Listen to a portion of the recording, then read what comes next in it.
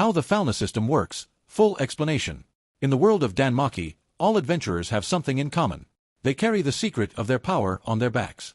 The famous Falna system. But do you really know how it works? Where does the power come from? Why do some evolve so quickly while others stagnate? And what is the real limit of this blessing from the gods? Today, you will understand everything about Falna, the system that defines the strength, growth, and even the destiny of Arario's adventurers. Falna is the divine blessing that the gods grant to mortals. When a god accepts someone into their familia, they literally engrave sacred symbols on the adventurer's back. These symbols transform all lived experiences, pain, victory, failure, effort, and even trauma, into real status. Every battle, every training session, every moment of overcoming becomes quantified power. That's why they say, in Falna, you grow through your achievements. Falna is divided into several essential categories. STR, strength, raw power and physical ability. DX, dexterity, precision, speed, and reflexes.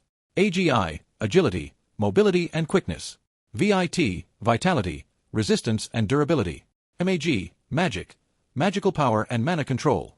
Each attribute evolves as the adventurer experiences relevant events. The more intense the experience, the greater the gain. A desperate combat, a lot of gain. An easy fight, almost nothing. Bell, for example, grows so fast because he lives through extreme situations all the time. In addition to the basic attributes, Falna also records skills, special abilities. These are unique gifts, awakened by emotional characteristics, traumas, or natural talents. Example: Bell's Argonaut, desire to be a hero. Liaris Freeze, his unwavering determination to achieve ace. Spells arise from personal development and mental affinity. The Firebolt, for example, was born from Bell's desperate need for survival. An adventurer can only level up when they achieve something extraordinary. In Falna, this appears as the phrase, great achievement, the famous great conquest. It doesn't matter how many monsters you defeated. If you don't do something truly epic, the level doesn't increase. That's why Bell leveled up to level 2 after defeating the Minotaur. And to level 3 after Moss Huge. Leveling up brings a monstrous leap in power, like a reincarnation within the body itself. The family god is essential. After all, it's he who updates Falna. The adventurer fights, accumulates invisible points, and when they return home, the god smears blood on the symbols and transforms experience into updated stats. Without the god, Falna doesn't evolve. That's why families without discipline end up stagnating.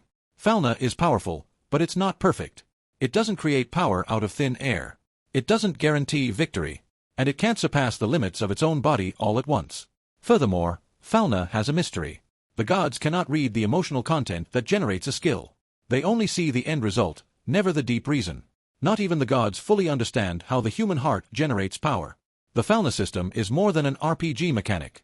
It's the perfect representation of Danmachi, a world where effort, pain, and emotional growth become real strength.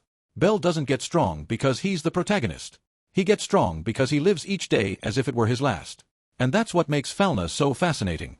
Now tell me, which Danmachi skill do you find most interesting? And which character benefited most from the Falna system? Comment below, and if you want more complete explanations like this, leave a like and subscribe to the channel. See you in the next video, adventurer.